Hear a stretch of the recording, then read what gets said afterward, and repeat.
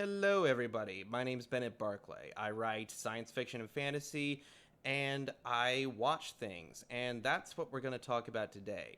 Mandalorian Season 3 is already well underway, and I have a video about episodes 1 and 2. I'll post a link to that somewhere if I figure out how. And I watched episode 3 a couple days ago. I've been sitting on doing this video for a few days because I wanted to let the episode gel in my mind so that I was most accurately representing how I felt about this episode. And having had a few days to sit on it and think about it, go over some of the points again in my head, I really loved this episode. This is so much fun. The Mandalorian Season 3 is lining up to be my favorite season of The Mandalorian. I have not done a lot of online research. I don't know what other people are saying about it, but for me personally, this is the most fun The Mandalorian has been so far. So let's start this episode. If you've seen it already, by the way, if you haven't seen this episode, don't watch this video, okay? There are going to be spoilers abound in here.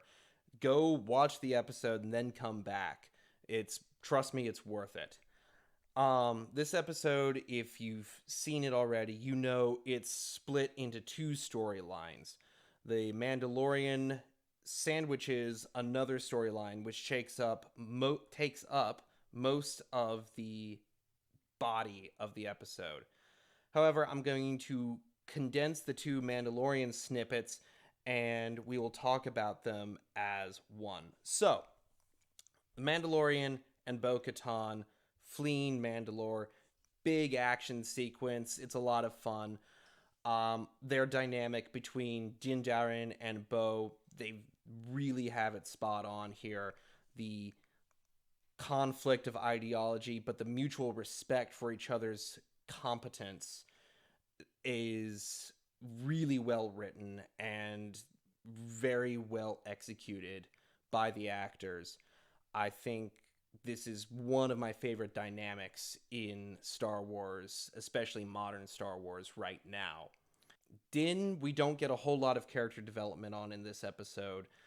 Bo, we are seeing Bo-Katan struggling with what she saw in the living waters at the end of episode 2. The mythical creature in the waters that she sees at the end of episode 2 really has Bo shook, which is not something we've seen a whole lot. We saw her depressed in episode 1, but we really haven't seen Bo on the brink of some kind of religious awakening. I think that's where we're headed towards with her. I think she's being set up to have some sort of religious or spiritual reconciliation, might be the best word for it. It's going to be really interesting to see what they do with that. Now, the body of the episode, the main meat of this episode, we got to go back to Coruscant, and that made me so happy. I love Coruscant. I'm not a huge fan of the prequel movies as a whole, but Coruscant is one of my favorite locations in all of Star Wars. So to be able to go back to that in the New Republic era was really, really cool. Real quick, my thoughts on Coruscant as a planet. They did a very good job of continuing their tradition of world building in The Mandalorian with Coruscant.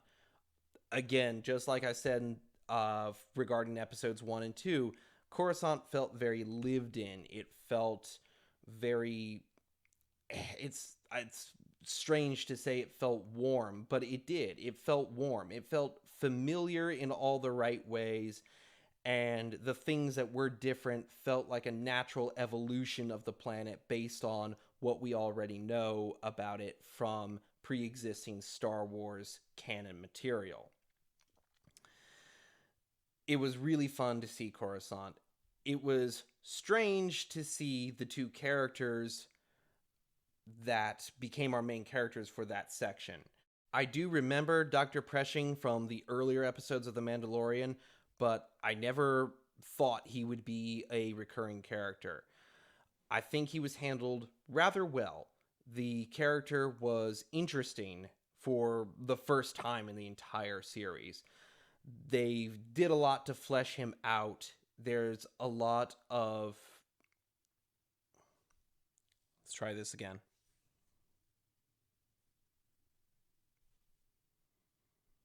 I remember Dr. Preshing from earlier in the Mandalorian show. Fuck. Try it again. I remember Dr. Pressing from earlier seasons of The Mandalorian, but I didn't expect him to be a recurring character. I figured he was the mustache twirling villain on the sidelines. I didn't expect that he would be given so much time and depth. But for the first time in the entire show, he's an interesting character. He's sympathetic. He was handled rather well, I thought. He's a man who is so desperately in love with the question of can we do it that he struggles to prioritize the question of should we do it. He's pushing the boundaries of technology in the Star Wars universe in ways that obviously we, the audience, understand are probably extremely dangerous, and the people around him are aware are extremely dangerous. He sees this, he acknowledges this, but it still nags at him in the back of his mind, and unfortunately it gets manipulated by another character whose name I cannot remember and never picked up in the episode. Apparently it's Elia. I know she introduces herself, but it's such a fleeting moment, it doesn't stick. We'll circle back to my issues with her. Dr. Preshing is being pushed by this character to follow a path that he knows is dangerous, and that if he really checked in with himself, he would probably know is wrong. I enjoyed his character. I enjoyed the beginning of his arc that you see in this episode. I know that some people are probably going to want this show to be all Mandalorian all the time, but I'm really excited to see what they do with him going forward. That's the good parts. Now, Elia, obvious baddie. Obvious to everybody except Dr. Preshing, and I have some issues with this. Namely, I wish she had been telegraphed a little bit less. I understand that in the morality tale that is Star Wars, you need obvious good guys and bad guys, but I wish that her manipulation had been less obvious. Her mental abuse of Dr. Preshing is obvious to everyone else except him. Meaning, her abuse of Dr. Preshing is obvious to us, the audience, and her turning him traitor. Her abuse of Dr. Preshing is very obvious to us, the audience, and when she betrays him, there's nothing even remotely surprising about it. Which I suppose is fine. I suppose it's what they're going for, but I wish her character had been given a little more subtlety and a little more nuance.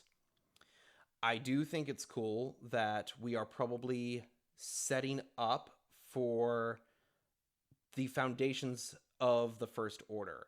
I think we're getting an insight into some of those New Republic politics that were hinted at in Force Awakens, but tragically were never fleshed out. I would not be surprised if this entire cloning technology arc is laying the groundwork for the return of Palpatine in Episode 9. And I would be okay with that. I would be okay with an explanation of Palpatine's return being that the Palpatine we see in Episode 9 is a clone and not the original Palpatine. I would be fine with that. That would not redeem that movie, but it would reconcile me to the decision to bring Palpatine back. Something that I think really needs to happen for the Star Wars community to have some closure on the sequel trilogy. But anyway, guys, that's my thoughts on Season 3, Episode 3 of The Mandalorian. I know I finished off with some negative notes, but I really loved this episode. I enjoyed it a lot. Apparently, it's somewhat divisive online. I haven't looked into that, but I don't think I'm going to. I loved it, and that's all that matters. I really am looking forward to seeing where they take it going forward. And I will probably be making a video about episode 4 next week. So tune in for that. Um so for right now, guys, thanks for checking in, and I will see you all next time. Bye-bye.